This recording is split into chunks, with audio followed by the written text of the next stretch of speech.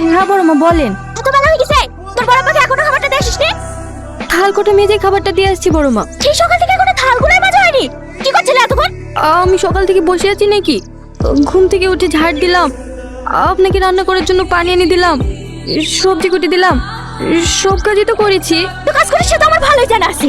একটু খুব করলে এটা করলাম ওটা করলাম, ঘর সব কাজ যেন একাই করি। বাপ মা তো মরে গিয়ে শান্তি পেয়ে গেছে। যত জ্বালা হয়েছে আমাদের, তিন বেলা ঠেসি ঠেসি খাবে আর একটু হুকুম করলে মুখে মুখে কথা। কি হলো এখনো দাঁড়িয়ে থাকলি যে? যা থালটা মেজে খাবারটা দেয় গা।